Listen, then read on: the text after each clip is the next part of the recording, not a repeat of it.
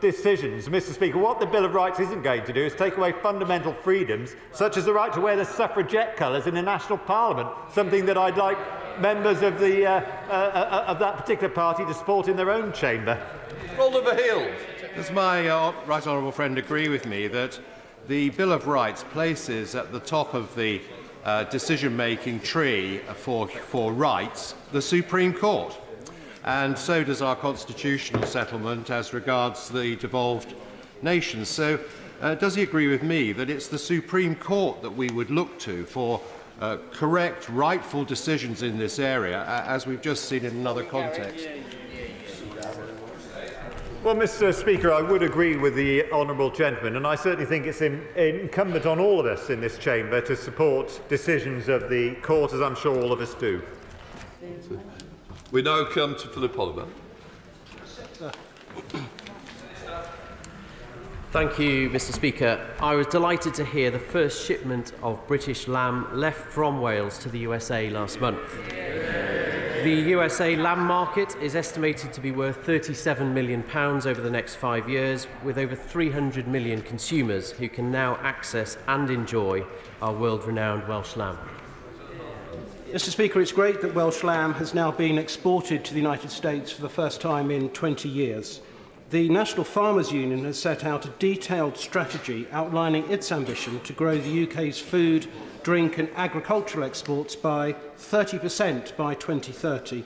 Will the Minister work with the NFU to realise this laudable ambition to drive the total value of British agri-food exports to over £30 billion by that date?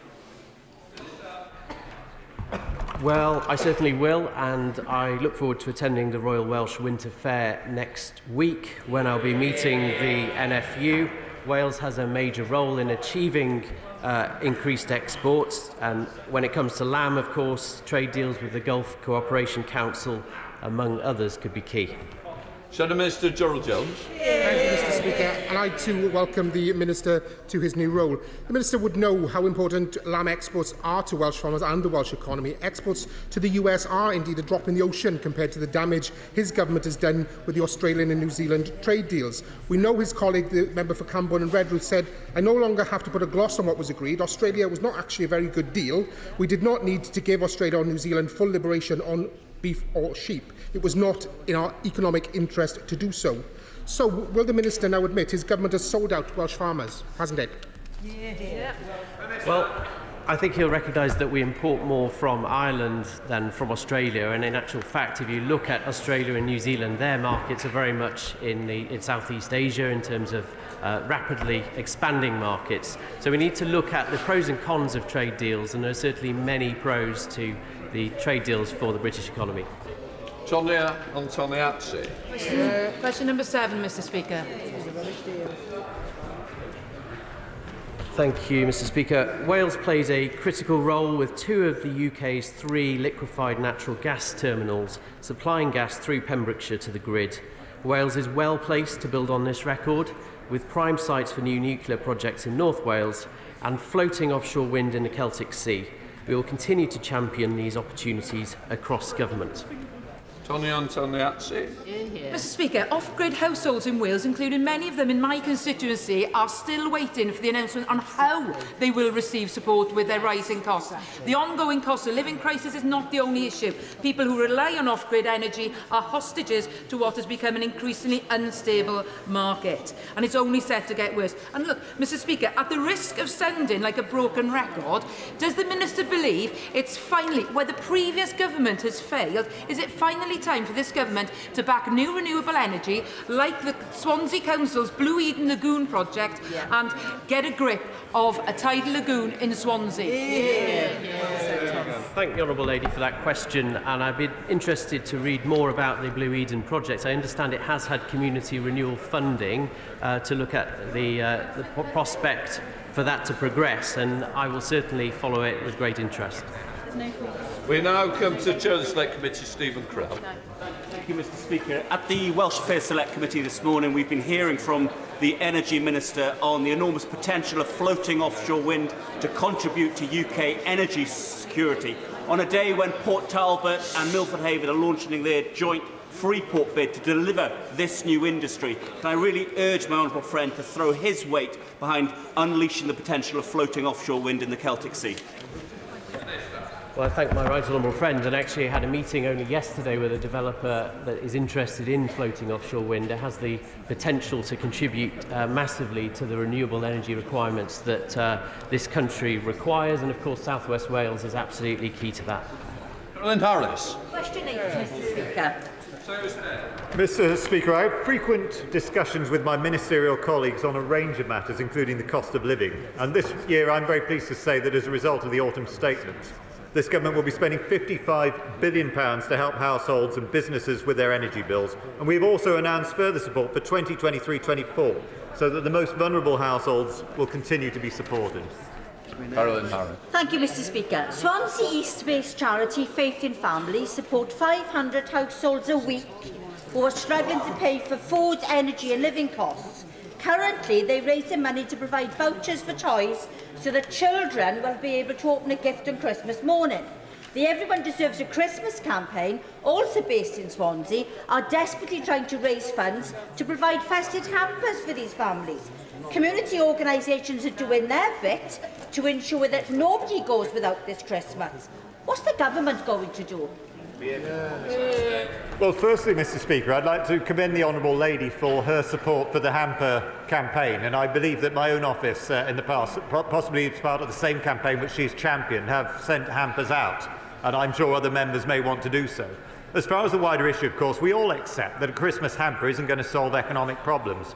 So what I'd do is refer the Honourable Lady back to the answer I gave earlier, which is that this government have absolutely done everything possible to target help at the least well-off in society. That's why, in addition to the inflation-linked increases to pensions and to benefits and to the living wage, the government have also made sure that those on benefits will receive a payment of £900, pensioners getting £300, households where there are people with disabilities £150, and we are very proud of our record in doing our best for those with the least. Speaker, and can I welcome my right honourable friend to his position? My right honourable friend just highlighted the range of generous support that's been made available to households facing the energy crisis. But Park Home residents are still waiting for clarification in terms of how they will receive their support. The government has clearly made strong, warm commitments to Park Home residents. When does he think the government will be in a position to explain technically how money will be made to those households?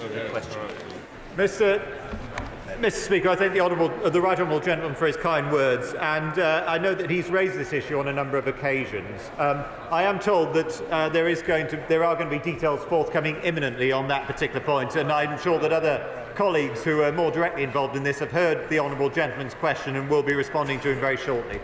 Sir Tony Lloyd. Benign, Mr Speaker. Mr Speaker, I have regular discussions with Cabinet colleagues on a wide range of transport measures, including HS2. HS2 will enable quicker and more frequent train services to North Wales via the Crewe Northern Connection and will improve connections from North Wales to the HS2 network, potentially bringing passengers within 2 hours and 15 minutes of London. Sir Tony Lloyd. Mr Speaker, the Secretary of State must recognise, though, that North Wales in particular can only obtain the benefit of HS2 with proper connectivity, and that means electrification of the North Wales line. Will he guarantee that that will take place, or if not, will he accept that's a betrayal of the interests of the people of North Wales?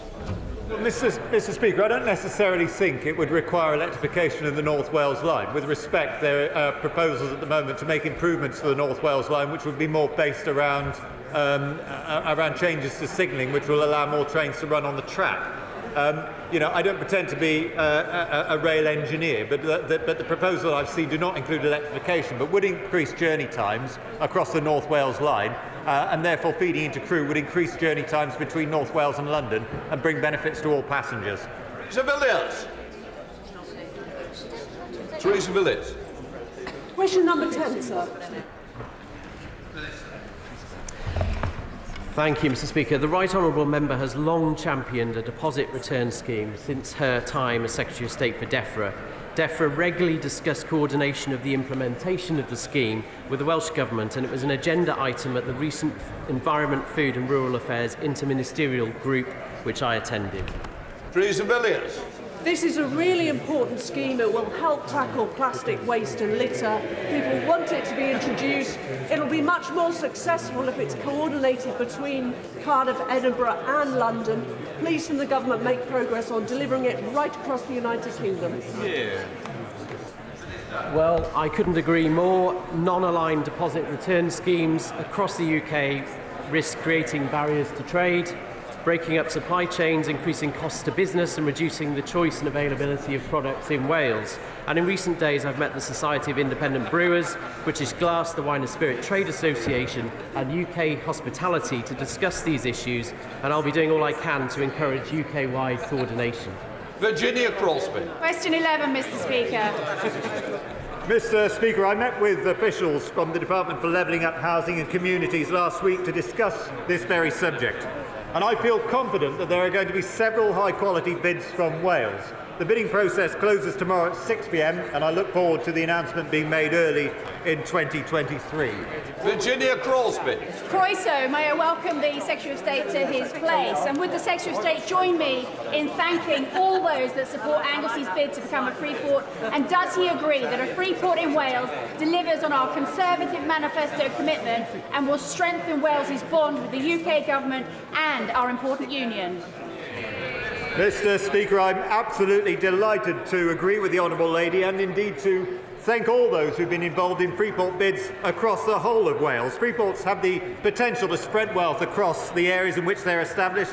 They deliver on the government's commitment to level up, and they're an example of the benefits of Wales to being a part of the Union. So I'd like to congratulate my right honourable friend, the Honourable Lady, who has spoken on this issue on 26 occasions, and I look forward to that announcement being made in February.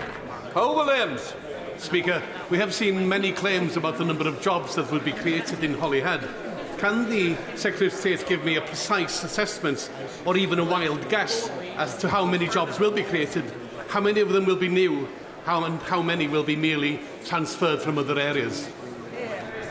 Mr. Speaker, I have certain powers as Secretary of State, but the powers of absolute clairvoyance are not amongst them, and therefore I find it rather difficult to give an exact figure of the number of jobs that would be created as a result of any one of the many projects the government are doing to level up across the United Kingdom. But what I can tell him is that where free ports have been trialled in Humber and Teesside, they have created thousands of new jobs, and I look forward to seeing something similar happen no matter where a free port is established in Wales. Simon Baines. Question number 12, please, Mr. Speaker. Mr. Speaker, as a keen sportsman, I was absolutely delighted to visit the new 3G pitch at Bagland Field, which received funds from the UK Government's multi-sport grassroots facilities programme, which my right honourable friend, the Prime Minister, championed when he was Chancellor. I look forward to meeting with Welsh Government ministers next week to discuss this and other issues around sports as we cheer on our heroes in Team Cymru ar y wal goch. Simon Baines. Speaker. UK government funding for grassroots football facilities in Clwyd South this year has included £57,000 for upgrading the pitch at Ysgol y Grango for the community hub and £20,000 for Pennachi Football Club, which is helping re-establish a girls' team. Would my right honourable friend agree with me that grassroots sport is vital for the health, well-being and quality of life of all our communities? Mr. Speaker, I would absolutely agree with my honourable friend, and that is why we have allocated £1.3 million to 17 projects in Wales to make the vital improvements to the changing room facilities and the artificial grass surfaces. Mr. Speaker, sports clubs are at the heart of every community in Wales, and Wales is at the heart of every community, of every decision taken by this government and this Prime Minister. Dame Griffith. Indeed, Mr. Speaker. Well, as people up and down Wales celebrate Wales's success and wish them the best for the next couple of matches, this is an ideal and unparalleled opportunity to galvanise that enthusiasm and develop the grassroots football in Wales. The Football Association of Wales tell me that £12 million has been earmarked by DCMS for the development of the sport over the next few years. But could be threatened by the cuts announced by the Chancellor last week. So will the Secretary of State please now speak to the Secretary of State for Culture, Media and Sport and beg her to safeguard that money for the development of grassroots football in Wales? Mr Speaker, this government have already shown their commitment to sport, not just to football but many other sports as well, through the funds that have been dispersed by DCMS across the United Kingdom. I'm sure other right honourable colleagues will have heard the comments made by the honourable lady, but I can assure her of our commitment to grassroots sports across Wales and the United Kingdom, and I look forward to joining her to support y Tîm Cymru ar Wal Goch wythnos nesaf. Diolch. That completes Welsh questions. Before we come to the Prime Minister's questions, I'd like to point out that the British Sign Language interpretations of proceedings is available to watch on Parliament Live TV. We now come to questions to Prime Minister Jonathan Gullis. Number one, Mr Speaker. Mr Speaker, I know that members across the House will want to join me in wishing both England and Wales the best of luck for the World Cup. Mr Speaker, this morning I had meetings with ministerial colleagues and others in addition to my duties in this House. I shall have further such meetings later today. Jonathan Gullis. Thank you, Mr Speaker. People in places like Stoke-on-Trent North, Kidsgrove and Tork aren't getting the help they need quickly enough when it comes to mental health. Fellow campaigner James Starkey and I were delighted when the Prime Minister, who was then Chancellor, said he would back our campaign every step of the way to get mental health nurses into GP surgeries. So will the Prime Minister deliver on his promise, back our No Time to Wait pilot scheme developed by the Royal College of Nursing and help get people the support they need?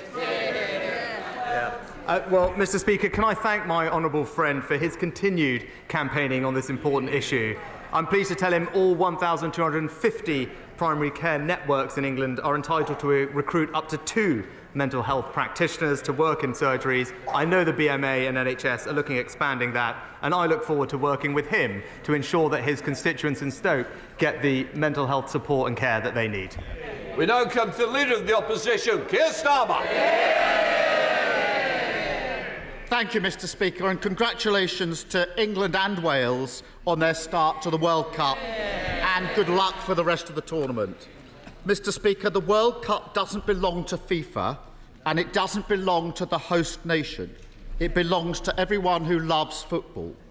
It's totally unacceptable that during this tournament, gay football fans are unable to acknowledge who they love, and players have been threatened with suspension if they show solidarity with those fans. Shame on FIFA. Britain faces the lowest growth of any OECD nation over the next 2 years. Why?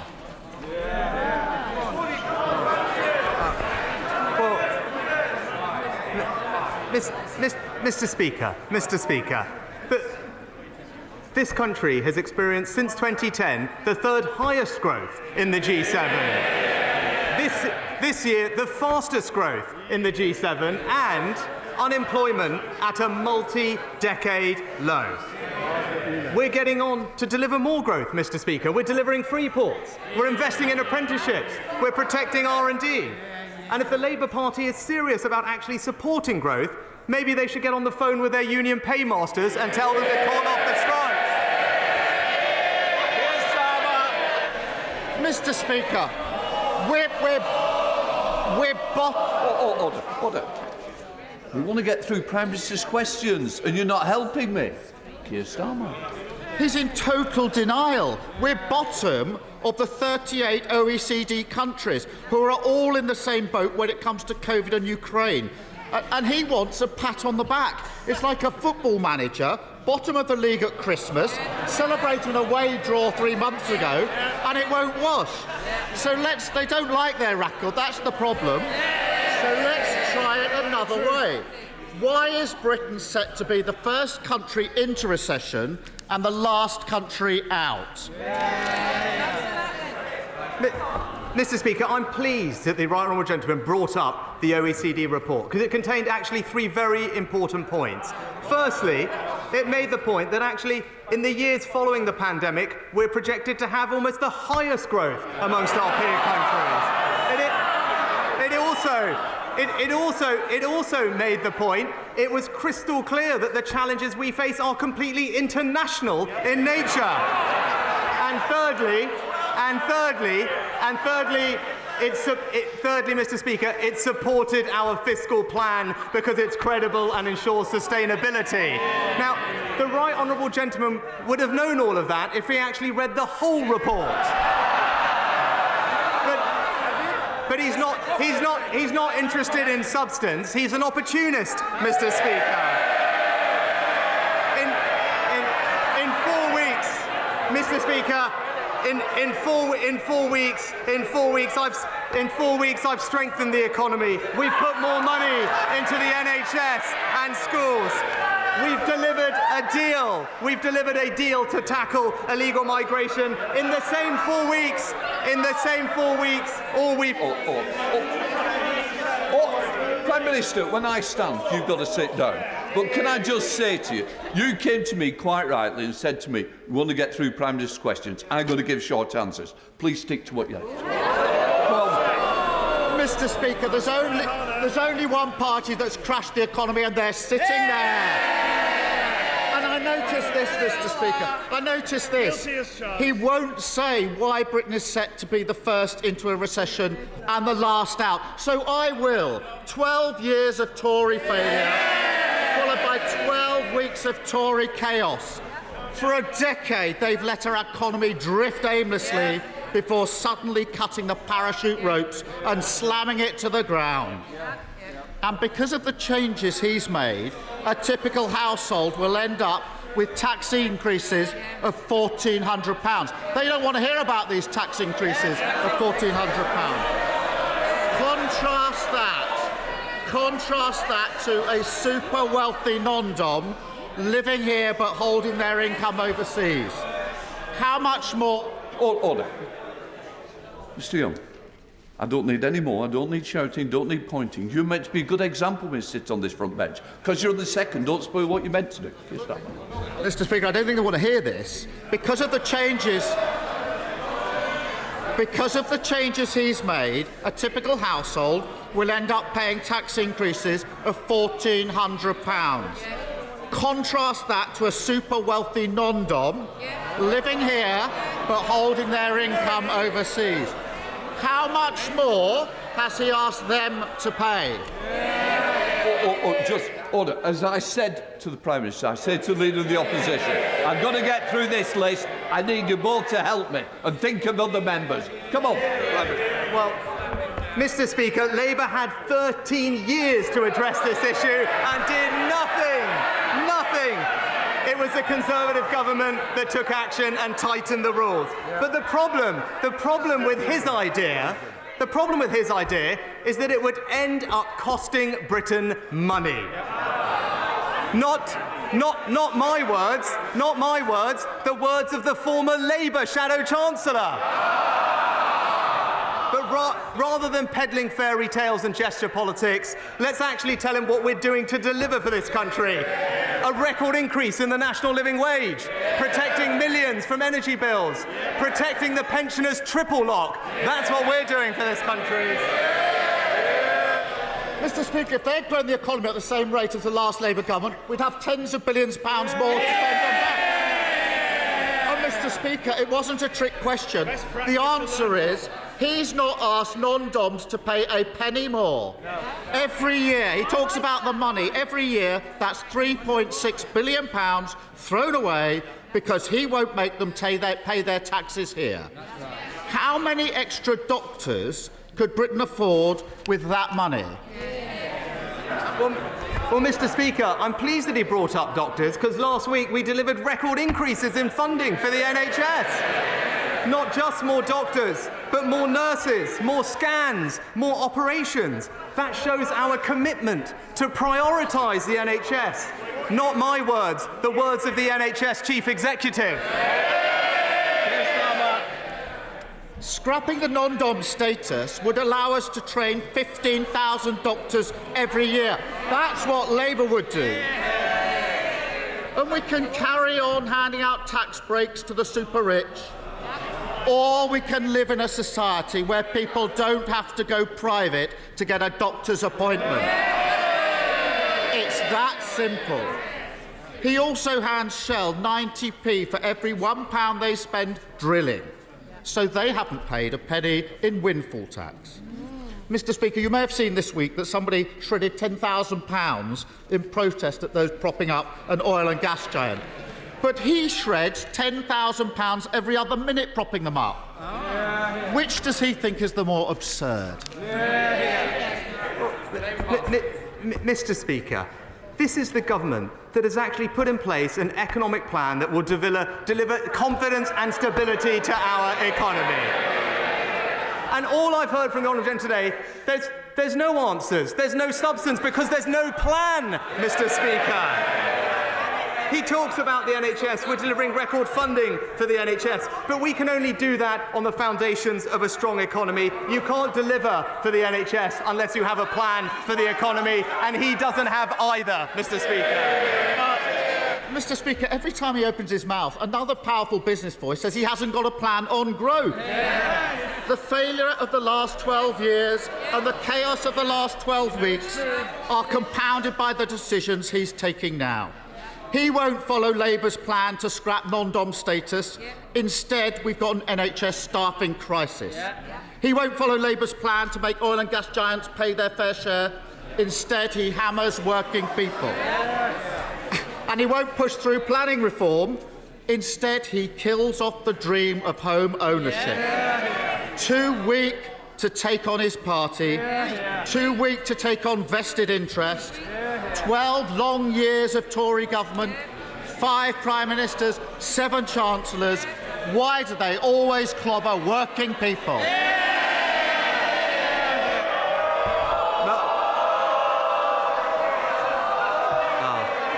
Mr. Speaker, he talks about leadership. This summer, I stood on my principles and told the country what they needed to hear, even though it was difficult.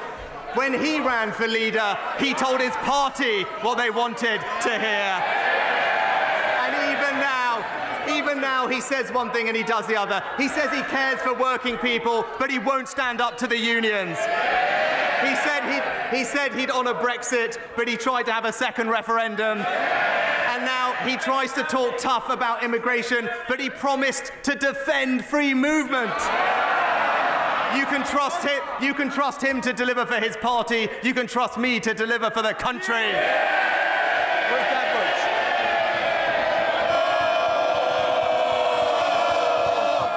Ruth Edwards.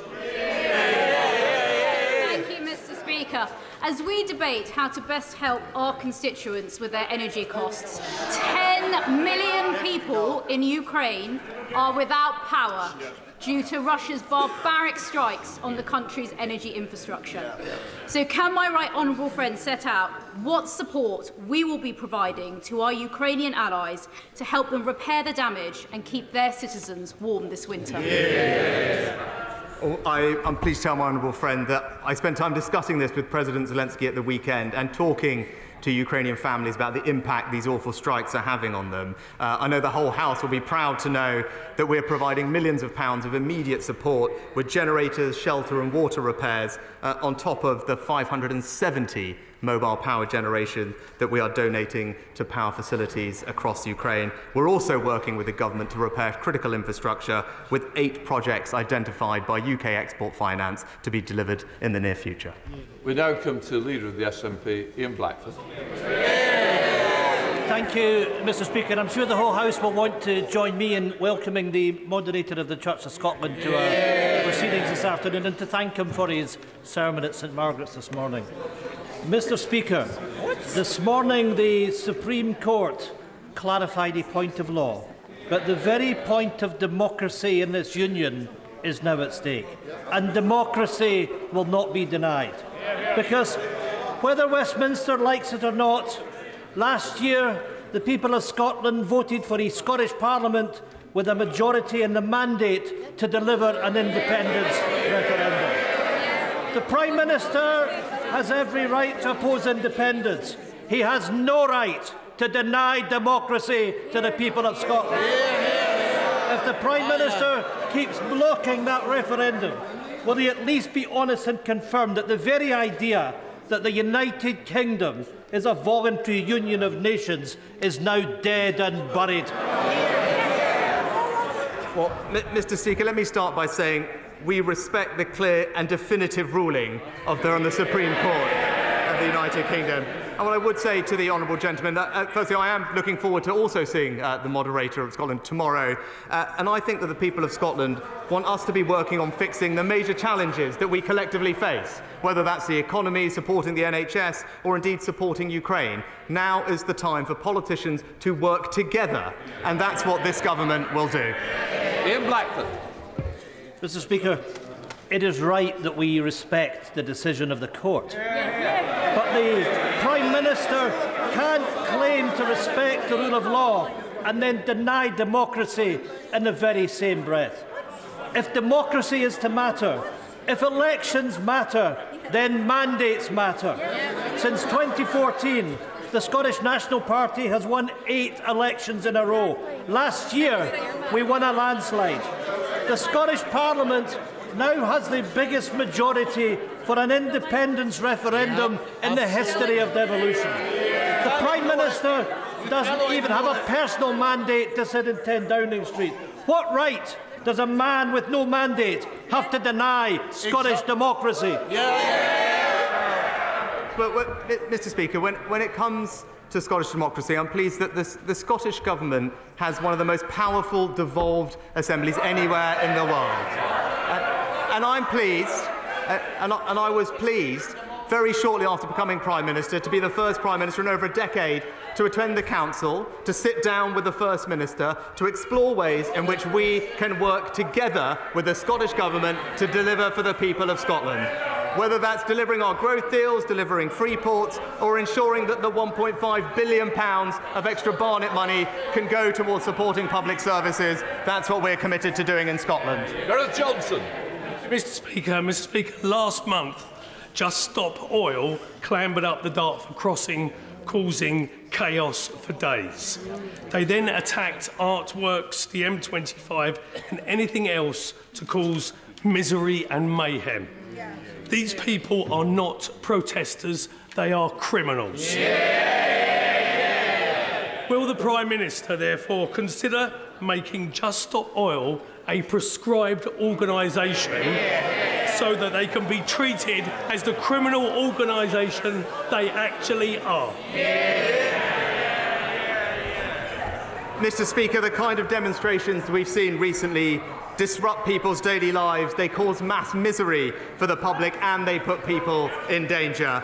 The police have our full support in their efforts to minimise this disruption and tackle reckless and illegal activity. The Public Order Bill will give them the powers they need, and I look forward to seeing the support that bill receives from every part of this House. Ed Davey. Mr. Speaker, one of my constituents, Vanessa, has contacted me in floods of tears. Her mortgage payments have risen by £500 a month. She and her husband were already struggling with high energy bills and high food bills. Now, like 1 in 4 across the country, they fear losing their home. We are out of options and heartbroken, says Vanessa. So will the Prime Minister introduce a new mortgage protection fund paid for by reversing his tax cuts to the banks? Will he help Vanessa keep her home?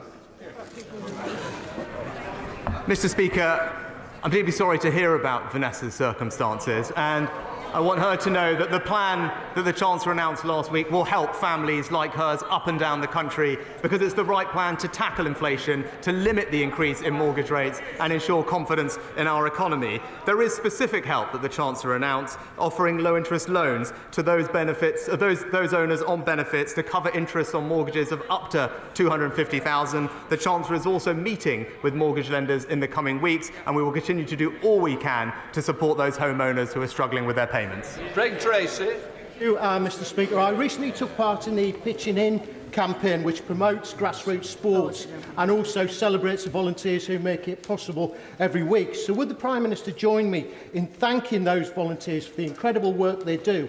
And also, with top-flight football taking a bit of a break at the moment because of the World Cup, would he join me in reminding people that it's the perfect opportunity to go out and support their local non-league football teams who are incredibly welcoming, and including in that, of course, Atherstone Town Community Football Club, Bedworth United and Coleshill Town in my constituency. Well, I'm happy to join my honourable friend in praising all his local teams, and he makes an excellent point, actually, that volunteers have a vital role to play in community sport and actually the delivery of major events, and I join him in thanking them for everything that they do. Sport accounts for over half, Mr. Speaker, of volunteering in the UK, and every one volunteer generates a capacity for at least 8 more people to participate in sport, and I know the whole House will join me in praising their efforts. Alan Dorrance. Thank you, Mr. Speaker. Good afternoon. Mr. Speaker, since 2014, the SNP have won 8 elections, and we now have more councillors, members of the Scottish Parliament, and more MPs in this place than any other Scottish political party. Every one of those elected members were elected on a manifesto and clear mandate for Scottish independence. Mr. Speaker, what democratic right does this government have to deny Scottish democracy, refuse an independence referendum, and to keep us shackled and imprisoned in this involuntary and unequal union against the will of the Scottish people? Well, Mr. Speaker, again, we respect the decision of the court today with regard to the referendum, and we're getting on with the business of working constructively, collaboratively, in partnership with the Scottish Government to deliver for his constituents. Indeed, the Ayrshire Growth Deal is investing over £100 million to make use of his region's strong industrial heritage, potentially making more use of renewable energy. That's the kind of positive project we should be focused on, and that's what we'll keep on delivering. John Penrose.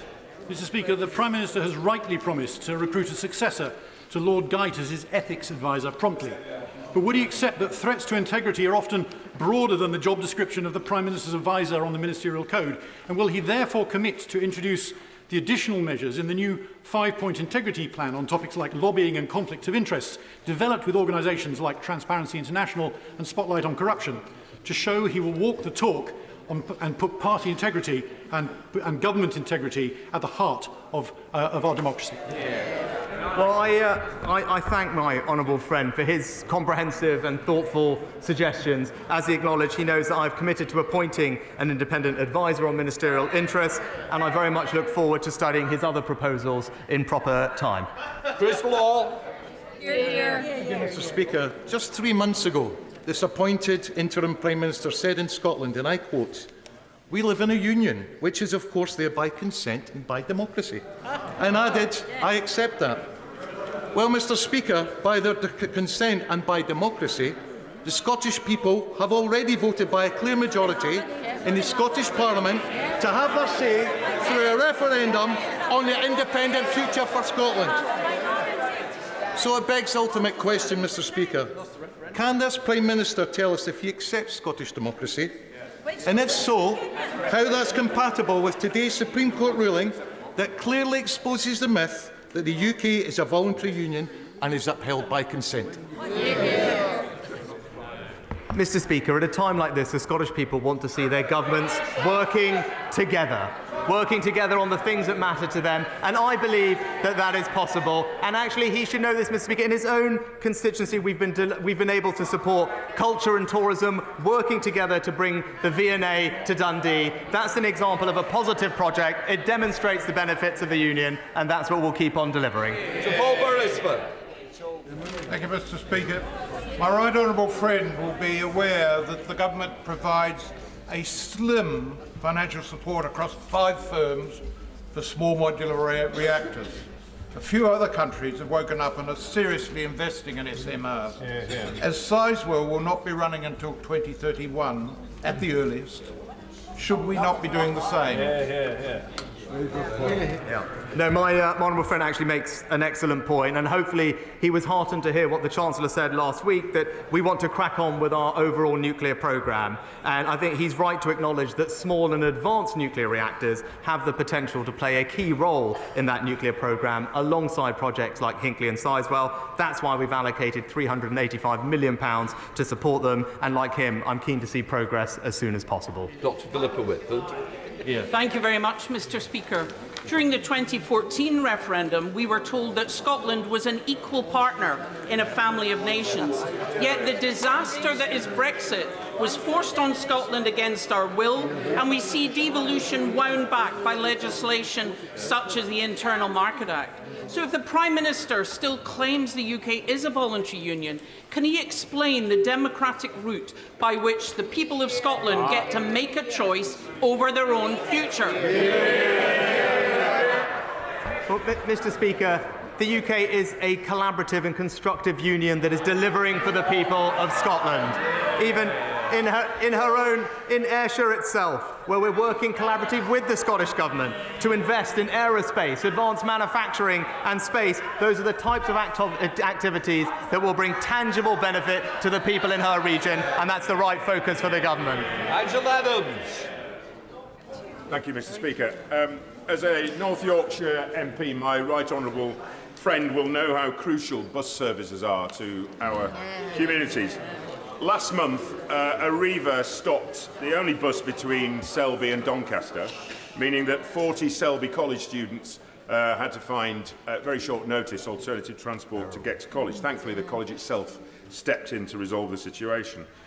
Additionally, across North Yorkshire, around 80 other bus services are now under threat. Can he advise what action he will take to ensure that essential services are not withdrawn at short notice, and ensure that these are continued to be operated across Selby District and wider North Yorkshire?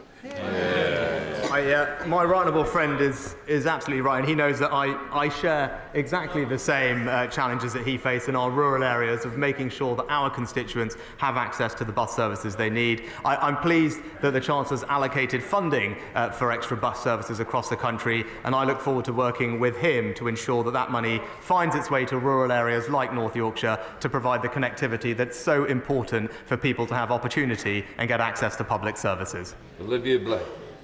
May I refer the House to my register of interests? Mr. Speaker, tomorrow marks 1 year since 32 people lost their lives in the Channel. New evidence suggests that the boat reached British waters and that the French and British authorities knew that it was in distress for a very long time. Families are still waiting for answers from the Marine Accident Investigation. Why has this investigation taken so long? Will he commit to a full public inquiry afterwards? And does he concede that this would not have happened if there were safe and legal routes into the UK? Well, Mr. Speaker, every life that is lost in the Channel is a tragedy, but that is why it is so vital that we break the cycle of criminal gangs that are exploiting people and trafficking them, and that's what the Home Secretary is focused on. We have accepted over 380,000 people over the past few years because this is a place where people can seek refuge and sanctuary, but we must be able to do that in a sustainable way, and that's why it's right that we tackle illegal migration. Dr. Caroline Johnson. Mr. Speaker, rising energy bills are a challenge for all of us, and constituents in Sleaford and North Hykeham are very grateful for much of the support that has been given by government. But with temperatures this week falling below freezing in Lincolnshire, those living in park homes are particularly concerned when they will receive their support. So I ask my honourable friend the Prime Minister, can he tell me when and how people living in park homes will receive the £400 which they're entitled to? And my honourable friend has consistently and rightly championed her rural constituents, making sure that they get access to the energy support that we're providing. It's something that the Chancellor prioritised in last week's autumn statement. I will ensure that we get the money out as quickly as possible. She should also be reassured that the cold weather payment system provides extra financial support to those vulnerable constituents when temperatures drop below a certain point. Callaghan. Mr. Speaker, did Scotland vote for Brexit? No. Did Scotland vote for austerity? No. Did Scotland vote for the Tories? No. What we did vote for, don't shout me down, don't shout me down, I've listened to all of you. What we did vote for only last year was the right to choose our own future. With that in mind, and given a previous non-answer from the Prime Minister, can the Prime Minister tell this House, tell us all in fact, how a nation can leave this so-called voluntary union? Mr. Speaker, the challenges that we face right now are those that require cooperation between our governments tackling the economy, supporting the NHS, and I'm pleased that last week's autumn statement means that the Scottish Government will receive £1.5 billion in extra funding to deliver for public services in Scotland, and that's what we will continue doing. Theresa May. Thank you, Mr. Speaker. Scotland is a proud nation with a unique heritage. It is a valued member of our family of nations, a union of people bound through the generations by shared interests. Does my right honourable friend agree with me that this morning's Supreme Court decision gives the Scottish nationalists, the SNP, the opportunity for once to put the people of Scotland first?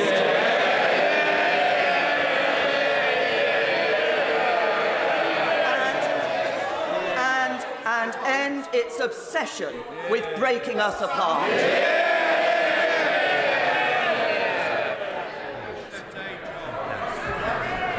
I think that my right honourable friend put it very well, Mr. Speaker. Angus Brendan McNeill. Thank you, Mr. Speaker. The Prime Minister won't answer, but it's obvious that the route to Scottish independence is now elections, and we know Prime Ministers could be many of them. Now, Mr. Speaker, inequality cost, and in France, the middle earners earn 20% more than in the UK, and low earners earn 25% more. This inequality is why the cost of energy and the cost of living hits people worse in the UK, and it's why I'm for independence, incidentally, to choose a better path. But meantime, in my constituency, there are both more off-grid fuel customers and a higher rate of fuel poverty than in Northern Ireland. So will the PM do the right thing and extend the £200 payment that's going to Northern Ireland to the off-grid customers in my geographically distinct constituency, the Hebrides, on the basis of fairness? Yes or no? Mr. Speaker, last week's autumn statement announced £55 billion to support families and businesses across the United Kingdom with their energy bills. And the Chancellor paid particular attention to those that are off-grid in rural areas by doubling the support to £200 for them, and that will help many people in his constituency and across the United Kingdom. Sarah Bretcliffe. Speaker, I'm sure we'll both be celebrating this weekend what we consider to be one of the best days of the year, and that is Lancashire Day. Thank you personally for hosting the event in Parliament. So will the Prime Minister, though he represents a Yorkshire constituency, join me in welcoming our Lancastrian local leaders and businesses to Parliament today, and join us in supporting our proud history and bright future by levelling up what we consider to be the best county?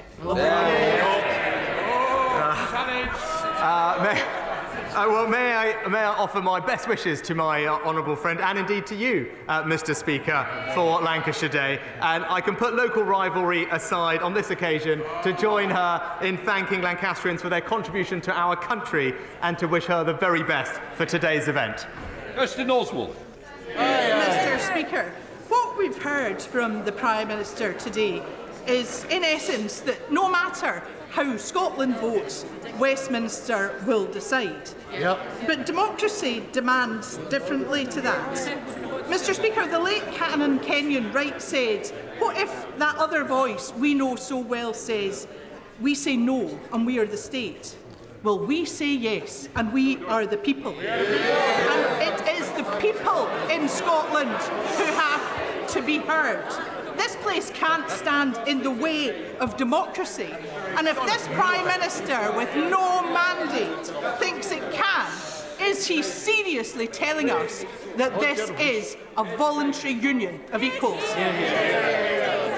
Well, Mr. Speaker, we are focused not on the SNP but on the people of Scotland. That's who we're delivering for. I'm happy to meet with the First Minister, as I continue to do, to deliver for them, whether it's in her own constituency with a growth deal, whether it's moving civil service jobs to Scotland, whether it's delivering free ports or indeed the extra funding for public services. This is a government that will deliver for the people of Scotland, and we will do it constructively and collaboratively. Order, order. I would now like to make a statement. On the 20th of October, the Culture, Media, Sport Committee published a special report on answers given to it by the Right Honourable Member for Mid-Bedfordshire when she was the Secretary of State for DCMS. The Honourable Member for Ochil, South and Perthshire subsequently wrote to me asking for precedence for a complaint of a breach of privilege, as was his right. I declined to do so since the bar for such a complaint is high. The House should only take action when essential in order to provide reasonable protection for the House, its members or its officers from improper obstruction. I note the committee itself, of which the honourable gentleman is a member, has said, had Miss Dorris remained the Secretary of State, driving policy of selling the channel, we may have sought referral to the Privileged Committee. But as her claims have not been inhibited the work of the committee and she is no longer has a position of power over the future of Channel 4, we are instead publishing this report to enable the House and its members to draw its own conclusion. So I consider it appropriate to respect the committee's assessment of the situation. Correspondence on matters of privilege is private. Indeed, had to go to great lengths to ensure that members can write to me in confidence on any matter, knowing their communication will remain private. Expect the same courtesy in my replies. The honourable member has seen fit to give a partial and biased account of my letter on Twitter, and I await his apology. I gave the honourable member notice that I will be raising this matter at this time, but I do stress it is not the way we should be doing business in this House. Honourable Member for Kilburn-Persh. Mr. Speaker, as you've the floor, man. Mr. Speaker, as you've just explained, the Commons Culture Committee, in which I sit, published a unanimous cross-party report about the testimony of the Right Honourable Member and the testimony she gave to the committee, and there are now considerable public interest in what should happen next. I want to put on record, Mr. Speaker, that I deplore social media pylons against you or indeed anyone else. I've been on the receiving end of them and they are exceedingly unpleasant. But could I ask for guidance on what I and other members should tell their constituents about integrity in politics in this context? If someone misleads a committee, what should happen next? Can I just say, integrity is that, first of all, printing the letter, but only half the letter is not integrity. In fact, far from it. It misled the people of this country. It certainly put me in bad light with the people of this country, and I don't expect that to happen in an impartial speaker. So if that was an apology, I don't think it was very good. David Davis. Mr. Speaker, in following on from that, honourable members of this House have certain strict duties on them. First, there is a duty of upholding the institutions of this House. Clearly, in breaching the confidentiality of the Speaker's private correspondence, the member for Oakle and South Perthshire has knowingly broken that rule. And frankly, for that, if that was an apology, that was not sufficient for that alone. But we also have a duty to tell the truth. Now, in his public pronouncements, he implicitly criticised you, Mr. Speaker, for not referring the DCMS Secretary of State to the Privileges Committee.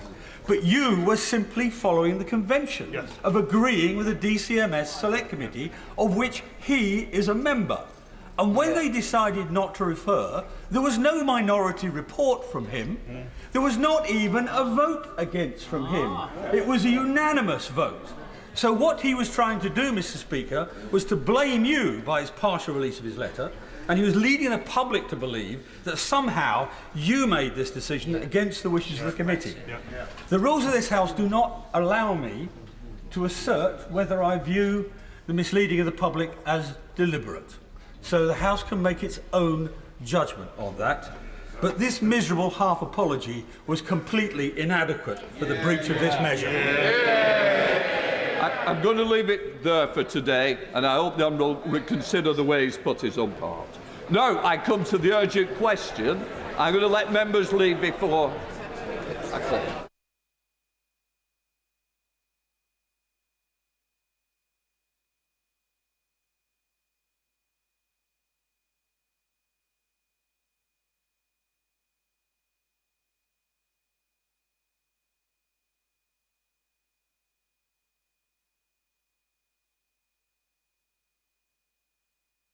We now come to the urgent question. If members can leave quietly, I want to call the Leader of the SNP, Ian Blackford. Thank you, Mr. Speaker. To ask the Prime Minister to make a statement on the decision of the Supreme Court and the rights of the Scottish Parliament to call for an independence referendum.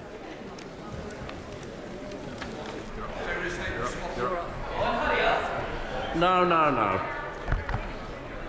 Mr Speaker, I'm grateful to the Right Honourable Member for providing me with the opportunity to address the House on this important ruling of the Supreme Court on the issue of the competence of the Scottish Parliament to legislate for a referendum on independence. The UK Supreme Court has today determined that it is outside the powers of the Scottish Parliament to hold an independence referendum. And I respect the Court's clear and definitive ruling on this matter. The Scottish Government's Lord Advocate referred this question to the Supreme Court, which has today given its judgment. And, Mr Speaker, the UK Government's position has always been clear that it would be outside the Scottish Parliament's competence to legislate for a referendum on Scottish independence because it is a matter wholly reserved to the United Kingdom Parliament. We welcome the Court's unanimous and unequivocal ruling, which supports the United Kingdom's Government's long-standing position on this matter. People want to see the Scottish Parliament and the Scottish Government focus on issues that matter to them, not on constitutional division. People across Scotland rightly want and expect to see both their governments and the United Kingdom and the Scottish Government working together with the relentless focus on the issues that matter to them, their families and their communities. The Prime Minister has been very clear and has demonstrated since day one that it is our duty to work constructively with the Scottish Government. We fully respect the devolution settlement and we want to work together with the Scottish Government on vital areas like tackling the cost of living, growing our economy and leading the international response to Russia's illegal war in Ukraine. At this time of unprecedented challenges, the benefits of being part of the United Kingdom have never been more apparent. Never been more apparent. Mr Speaker, the United Kingdom Government is providing the Scottish Government with a record block grant settlement of £41 billion per year over the next 3 years. And the people in Scotland are benefiting from unprecedented cost of living support announced by this Prime Minister and our Chancellor. It is important now that we move on from constitutional issues to focus on tackling our shared challenges. I therefore welcome the Supreme Court judgment and I call on the Scottish Government to set aside these divisive constitutional issues so that we can work together, focusing all of our attention and resources on the key issues that matter to the people of Scotland. Mr Speaker, the United Kingdom Government is proud of its role as the custodian of the devolution settlement. The United Kingdom is one of the most successful political and economic unions in the world. By promoting and protecting its combined strengths, we are building on hundreds of years of partnership and shared history.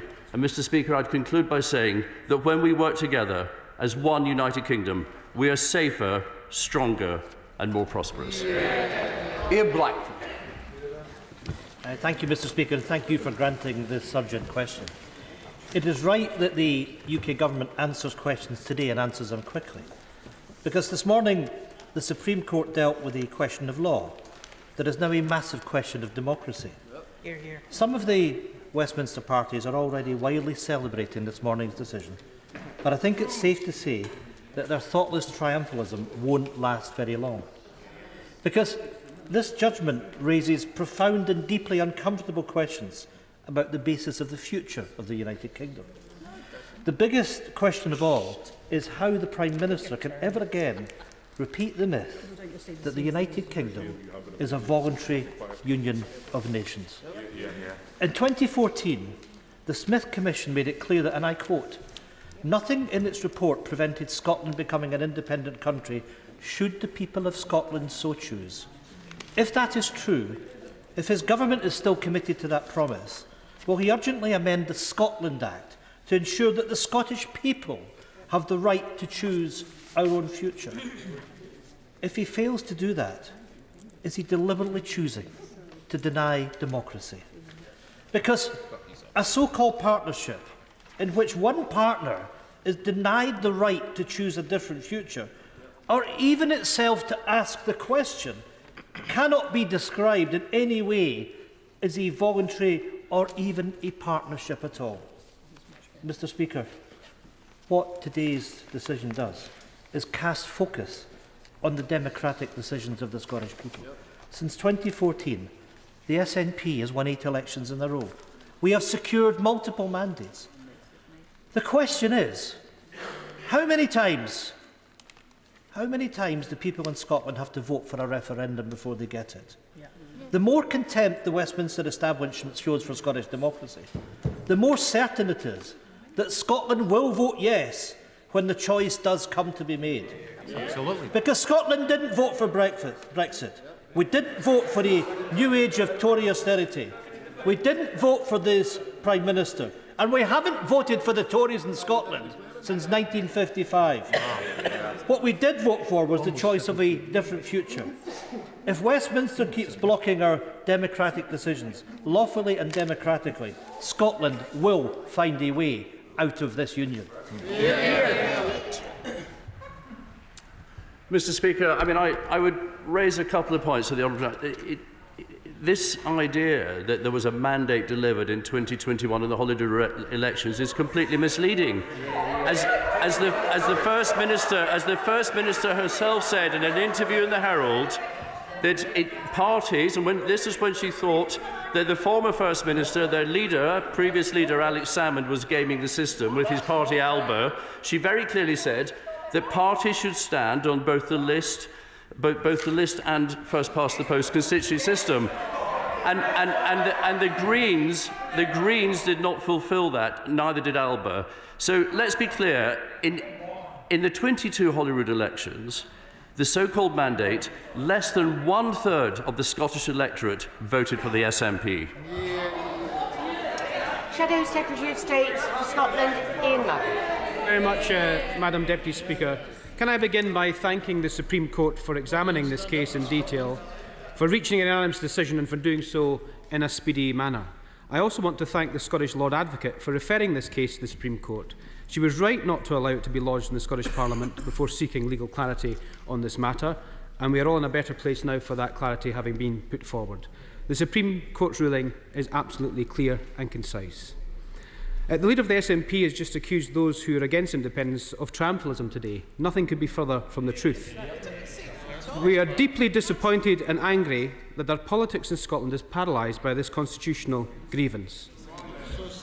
It's now time for all of us in Scottish politics to focus on the problems facing our country, from rocketing bills to the crisis in our NHS. And I wish they had such passion for doing that. I fear that won't happen after the First Minister has announced that she will turn the next general election into a de facto referendum. As an example, Madam Deputy Speaker, the SNP have made such a mess of our NHS that earlier this week, NHS chiefs have been discussing plans to privatise our health service. Labour, and perhaps our country's greatest achievement. There is not a majority in Scotland for a referendum or for independence, but neither is the majority for the status quo. There is a majority in Scotland and across the UK for change. This failing and incapable Tory government is unfit to govern this country. They've crashed the economy, and they are as big a threat to the Union than any nationalist.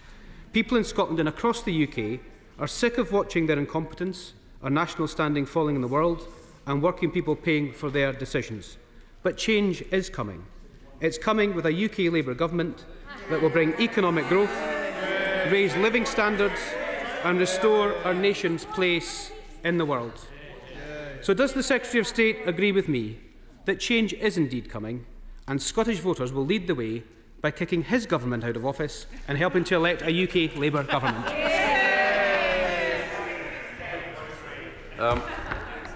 Madam Deputy Speaker, no, I don't agree with him on his last point. David Mandel. Thank you, Madam Deputy Speaker. My constituents, Madam Deputy Speaker, won't be celebrating this outcome, but they will be deeply relieved that they are not going to be facing a hugely divisive independence referendum next October with all the other issues that they face. In my constituency, people cannot access an NHS dentist. They cannot access a GP. They can hardly get an ambulance to come out, and our local hospital was overwhelmed 2 weeks ago. On that basis, does my right honourable friend agree with me that this is the time to move on and focus on the issues that really matter to our constituents in Scotland? Well, Madam Deputy Speaker, my right honourable friend is absolutely right, and I know he's put a lot of work in on this subject in the past. The Scottish Government must focus on the people's priorities. Public services in Scotland are falling behind and failing in many areas, and it is important that we now stop constitutional wrangling and focus on what the people's priorities are. That's what they want us to do. Kirsten Oswald. Madam Deputy Speaker.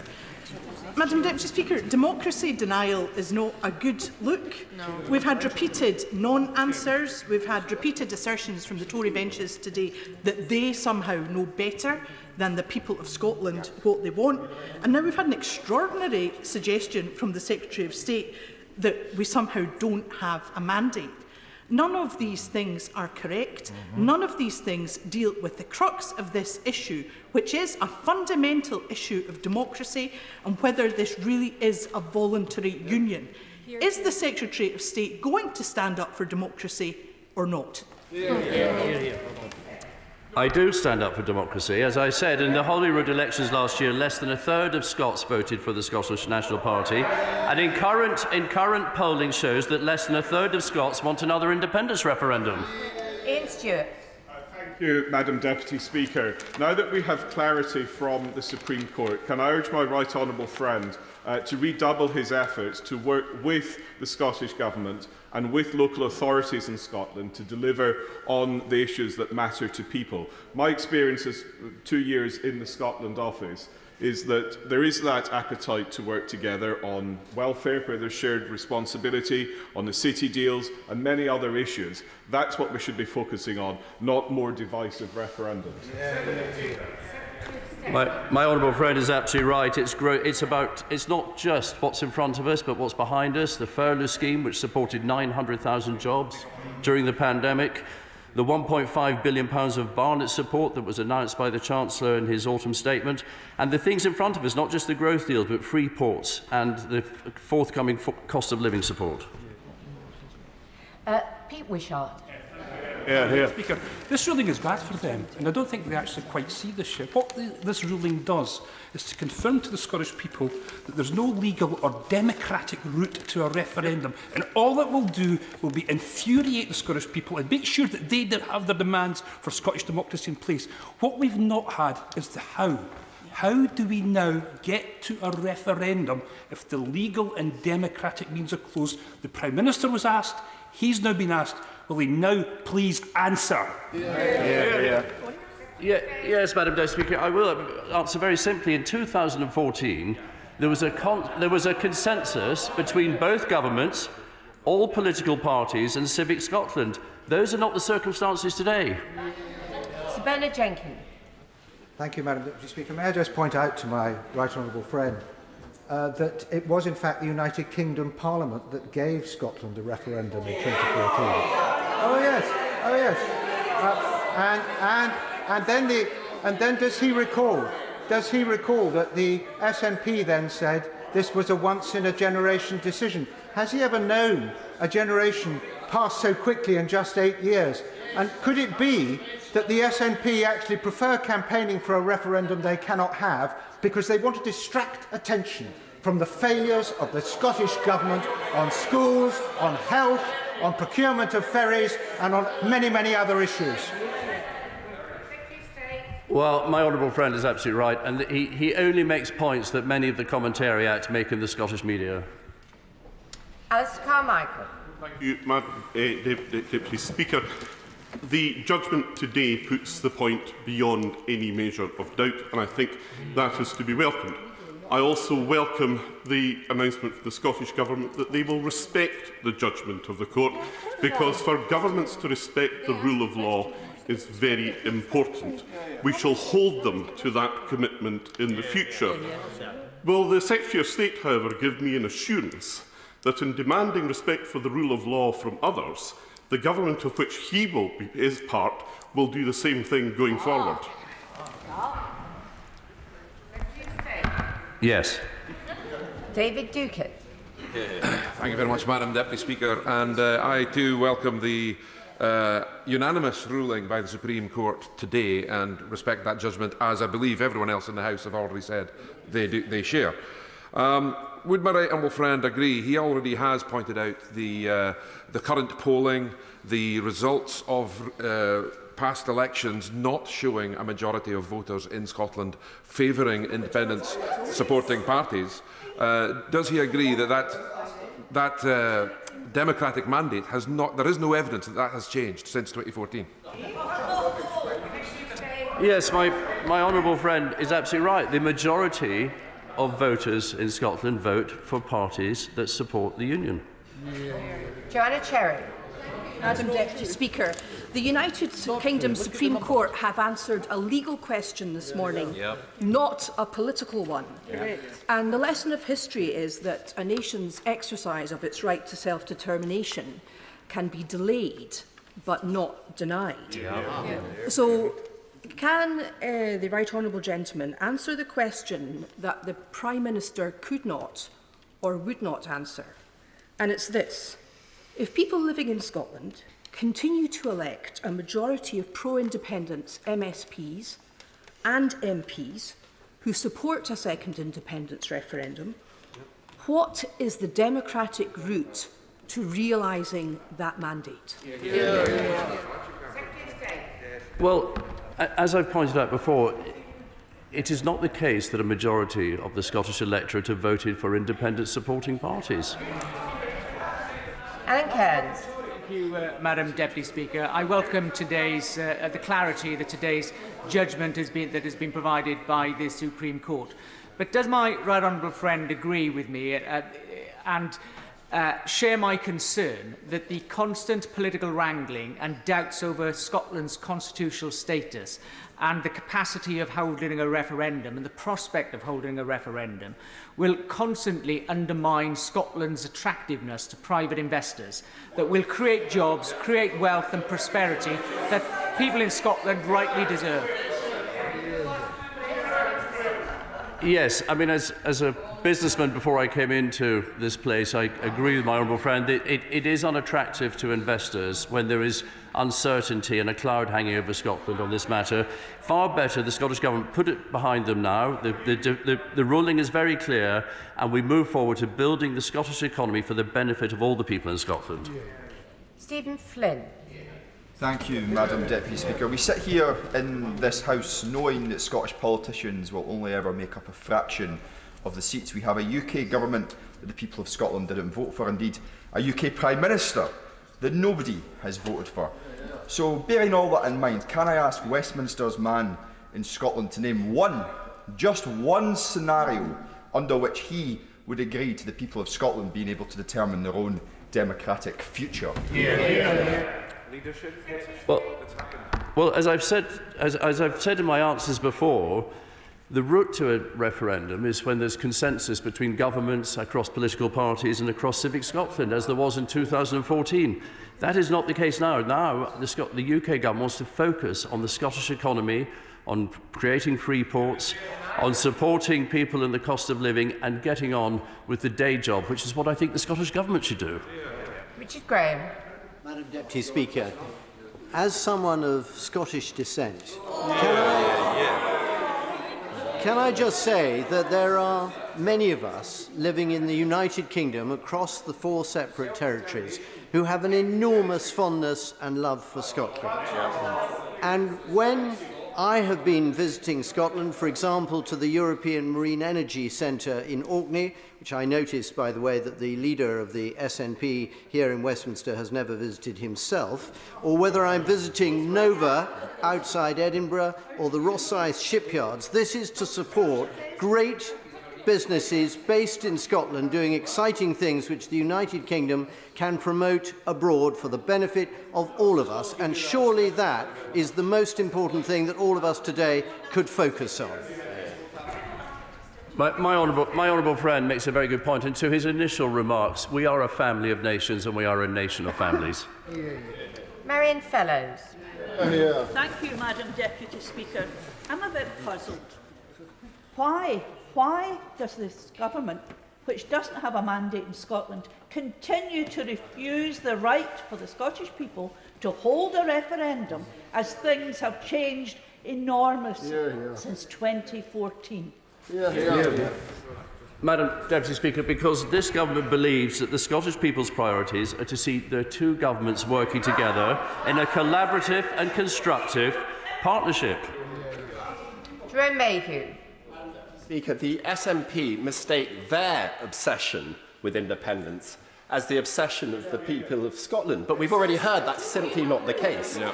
Does my right honourable friend agree with me that rather than going down this rabbit hole of creating a constitutional crisis, as we've heard, we should all of our constituents, north and south of the border, want us to focus on making our public services work? Yeah. And that is an area where the SNP conspicuously fail. My honourable friend makes a very, very salient point, and he's absolutely right. The Scottish people want to see good public services delivered to them by the Scottish Government that is focused on the things that were devolved to Holyrood. Ms Savile Roberts. The Trevelyan vote in 1957 taught people in Wales that Welsh MPs can always be overridden by the structural tyranny of the majority here in Westminster. The First Minister of Wales, himself a unionist, is on record saying that the UK can only be sustained, and I quote, as a voluntary association of four nations in which we choose to pool our sovereignty for common purpose and for common benefits. Given that the Labour front bench has parroted the same lines as the Tories this afternoon, will he write to the First Minister of Wales to confirm whether we are voluntary partners in this union or involuntary inmates? No, I won't be writing to the First Minister of Wales. I'll leave that to the Secretary of State for Wales or anyone else who feels that that's in their remit. And I just say to the Honourable Lady, polling shows that less than a third of Scots want another independence referendum. Gavin Newland. Thank you very much, Madam Deputy Speaker. The smug, patronising and cloth-eared response by the Prime Minister, the so-called Secretary of State for Scotland and the Tory benches to the democratic human rights of Scots being ripped away from them will be seen by many Scots today. Could you, Madam Deputy Speaker, could you imagine the uproar if the European Parliament, with European courts, had denied this Parliament the right to legislate on the Brexit referendum? Or simply unable to answer to the same question to the Chair of the Scottish Affairs Committee. So how does any member country of a so-called voluntary union leave? Well, I don't know if he's, I don't know if he's read the Supreme Court judgment, but it makes it very clear the matter is reserved to the Westminster Parliament, and it is very clear that this mandate argument, less than a third of Scots voted for the SNP, of the electorate voted for the SNP last year. We're very clear about that, and we're very clear that a future referendum would be, as in 2014, when there's consensus, I am answering it, a consensus between both governments, all political parties and Civic Scotland. The honourable gentleman just can't sit there yelling. It's a really bad look. Amy Callaghan. Thank you, Madam Deputy Speaker. I asked the Secretary of State the same question that I asked the Prime Minister just a short while ago, which I'm still waiting on an answer to, which is what's the route for a nation to leave this so-called voluntary union? He's answered 3 times now about the majority of votes, so would they respect the result of a general election acting as a de facto referendum? Madam Deputy Speaker, general elections are when people expect parties to come forward with a manifesto of the issues that face Scotland and face the United Kingdom. That's what general elections are for. Colin Eastwood. The former Member of Parliament for Cork City once said, "No man has the right to fix a boundary to the march of a nation. No man has the right to say to his country, thus far shalt thou go and no further." Of course, we don't have a member of this Parliament anymore for Cork City because Charles Stewart Parnell was right. This United Kingdom is clearly not a partnership of equals. That has been made absolutely clear today. So when will this government publish clear criteria for how the people of the north of Ireland can leave this United Kingdom? Well, I suggest the honourable gentleman ask that question in Northern Ireland questions. Drew Hendry. Deputy Speaker, can the Secretary of State confirm that this, in his view, that this is a voluntary union? And if so, If the answer is yes, what is the mechanism in future for the Scottish people to be able to have their choice about whether they remain within it? Well, Madam Deputy Speaker, I feel I've answered that question many times already, so I'm just going to refer the honourable gentleman to the answer I gave earlier. Deirdre Brock. Deputy Speaker, things have changed dramatically since 2014, and I would remind the Shadow Secretary of State for Scotland that in 2019 he said a democracy